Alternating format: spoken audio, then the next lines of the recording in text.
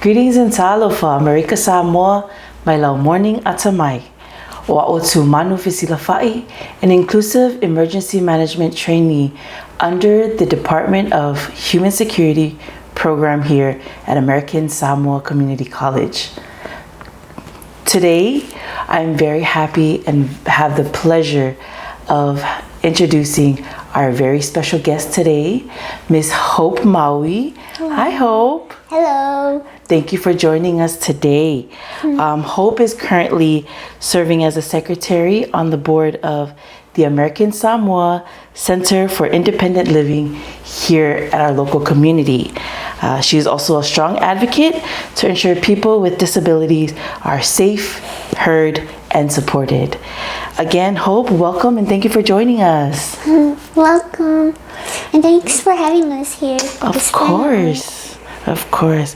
Well, to start us off, Hope, can you share a little bit about yourself and your journey?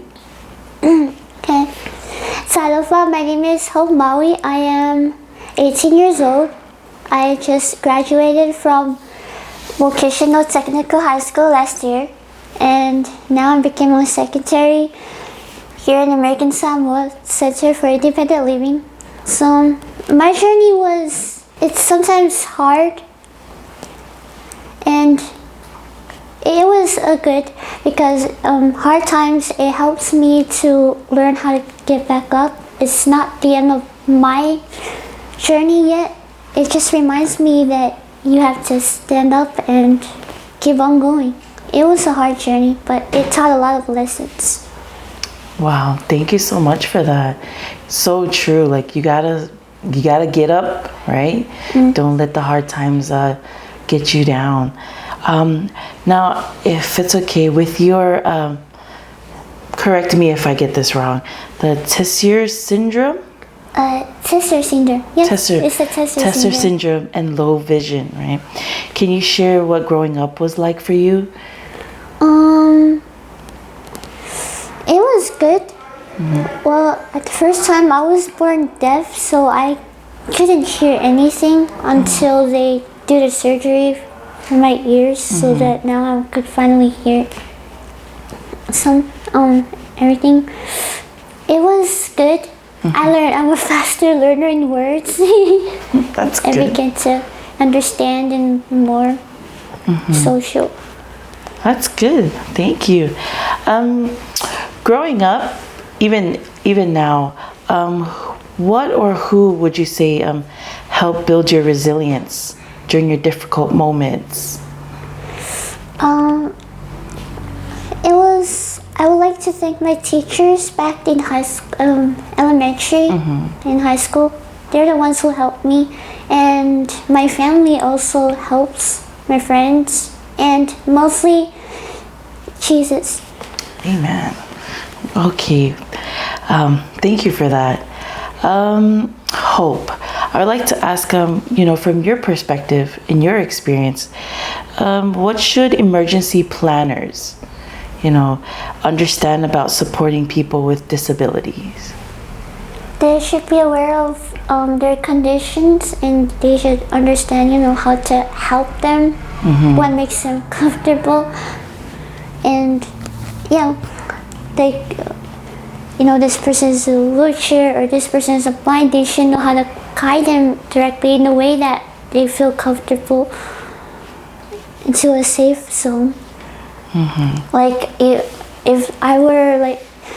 you want to guide me when something happens, you have to guide me like this. Like I had to hold your arm, so you're the ones who walk first, while I'm holding your arm like this with my hand. I don't want you to hold my hand. I just want to hold your arm so that you could guide me. Right. So you have to know, they have to educate themselves and understand. Yeah, how to guide them. Yes. All right, thank you for that. So is there, do you recall like in high school, or was there a difficult challenge or a difficult moment when they were like a fire drill or something, like a drill in school? Sorry. that was very frustrating to you? Yeah, because we had to run on stairs, but I cannot really see what was. I had to use my cane to give me more time to. So we had to run. So I'm scared I might trip. But you made it safely. Yeah. Okay. Good. So for the Department of Education, or just in general, what is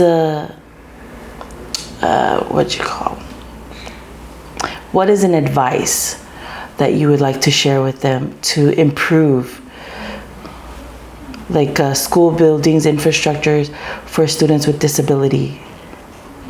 Well, the advice, they should because there's some wheelchairs that are struggling there. They should make a ramp so that there are wheelchairs there in high school. When we do the evacuation, it's very hard to. I see that it's very hard to push them up the stairs. While the drill was still going, and it was so sad. Right. So just improve on ramping and infrastructure, and for teachers to be educated on how to guide the students to safety. All right, thank you. I totally agree with you. Coming back to your role here at the American Samoa Center for Assisted Living, right? What does a work day look like for you? Like, what is your favorite part of the day at work? Mostly my favorite part of working is I like experience. Now I get to experience what my parents are struggling with, budgeting and all that stuff. Now I begin to understand. So that's my favorite part, because I want to learn what adults would feel like, adult life feel like. That's my favorite part. I like to learn something. So you like budgeting and numbers and things like that? And people with, but mostly my favorite part is serving the disability community. That's my favorite. And can I ask, why, in your words, why is it very important for you to help out your community? The disability. Disability community. I like to help them, and I just want their voice to be heard and matter. And I also like to help them to know their rights, that there are laws that they could have their own rights, and to advocate. That's what I love. Just to make sure that they know that they're not alone. Yeah, that they are heard and they're also loved. And they got supporters that always got their back. Yes, thank you for that. If you were to give out a message to the disability community, or just our community in general, what do you want people to understand about the disability community? Like, what do you want them to know, how they can help out, or like just to let them know that, hey, this is a safe space, this is how I would like you to help out, or something that you want them to know about what you guys stand for, what we're trying to advocate for?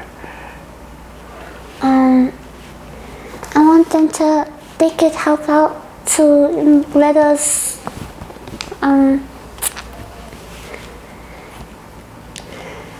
to let the world notice that there are not only people there's also people who also struggle with opportunities, so they can help and let us know to the big world out there, so that others more can reach in and finally meet and help us to grow more in our community and to develop awareness by their help and support. Thank you for that.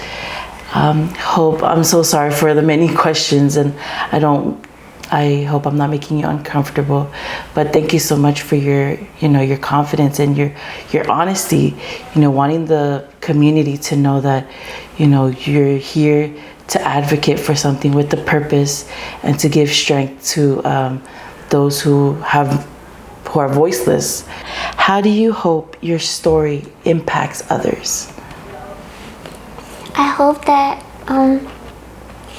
makes them feel stronger and makes them feel like they're not alone and they have their rights to let themselves heard by the community, and they should always remember to always move on and take every challenges that they're facing in life as a life lesson to help them not give up. My last question is, what advice would you give to the young people who may feel different in our community? Well, if they felt that way, well, feeling different is not something that you could scared for. Feeling different, it's part of who you are, and you're unique in your own differences, and you're special. Don't think that you're different doesn't mean that makes you unspecial. It makes you special in your own way that God designs you to be. And yeah, and also differences matters. Thank you for that.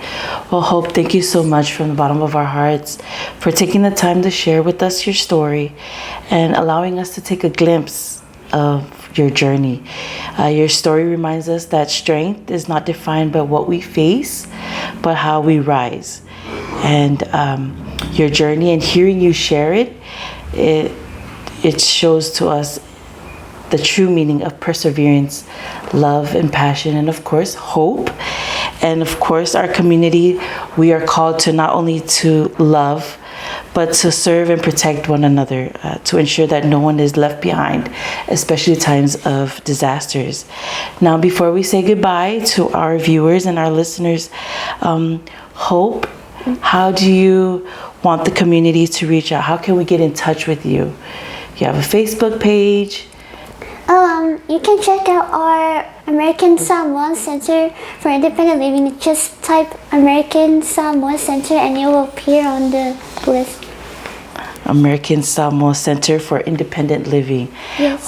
There you are. There you have it, American Samoa. That is your morning Atamai, voices from the community, disability, and resilience in emergencies, with our lovely guest, Miss Hope Maui. And don't forget to check us out on our Facebook page, Pacific Center in Human Security, PCHS at aamsamoa.edu. May we continue to move forward as one people. Let us not speak only of inclusion, but live it. Once again, I'm Tumanu Fesilafai. Thank you and God bless.